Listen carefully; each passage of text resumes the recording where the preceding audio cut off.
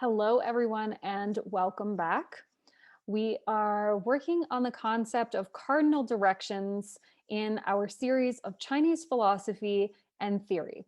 I'm Krystal Couture, and I look forward to sharing with you this concept in greater detail. Okay, you can once again see that we have our elements laid out.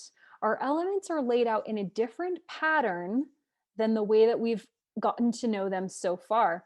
And this is on purpose because each of the elements is associated with a direction. And the directions um, go in a little bit of a different order than the creation cycle and the control cycle, and also the seasonal cycle. So we'll dive in here.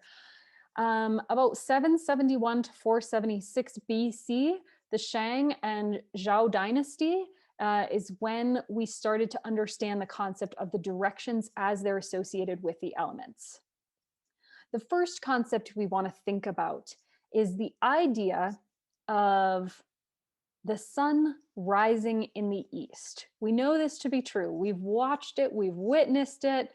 Hopefully, we get the opportunity to engage with the sunrise whenever possible. The sun rises in the east. This, of course, is associated with birth in nature, and it's associated with the spring element. So, therefore, when we apply the elements to a compass, our east direction is going to have the element of wood. The next concept we're going to cover, just as we have a sunrise, we have a sunset. The sun, of course, sets in the west. We also know this from our life experience. Now, the sun setting in the west is representative of the decline in nature, which of course is associated with the autumn season and the metal element. So you're going to see that we have east and west as opposing poles on our compass, and we also have wood and metal as opposing poles on our compass. Now, the peak of summer is associated with the most yang energy. The most yang energy is thought to be associated with the south element. Okay, so we've got that southern pole of the compass with the element of fire. The peak of winter, of course, is associated with the most yin energy. The most yin energy is going to be the water element in the north. So now we've got the four poles of our compass: north, south, east, and west. North and south are opposing each other. And of course, water and fire are opposing each other, complementary, right?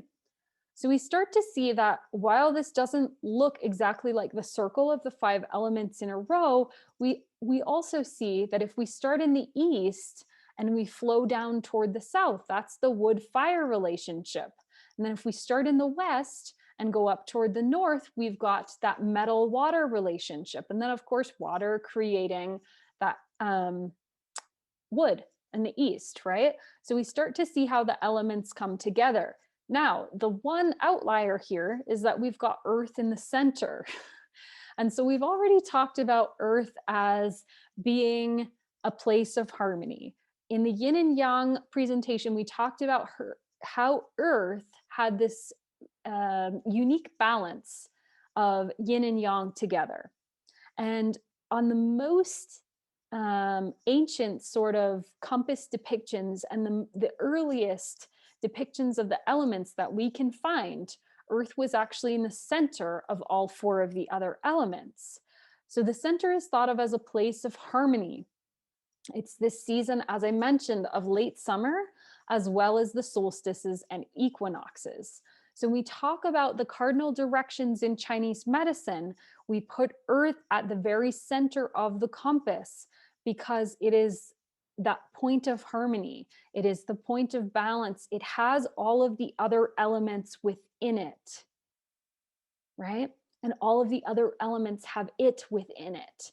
It's true of each element, but it's most specific with this concept of Earth, because Earth is what ties everything together.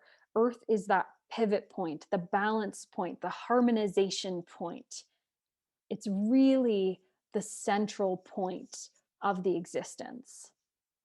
And so this is the end of our cardinal direction presentation. It's a little bit shorter and a little bit simpler than others. But again, it's very important to understand the cardinal directions as we start to dive deeper into the elements. What we've got going on next is we're going to talk a little bit more about not only how the elements are related to the seasons, but how they connect within each day. I look forward to seeing you in our next course. Until then, I hope you enjoy the depth that we've achieved with learning about the cardinal directions.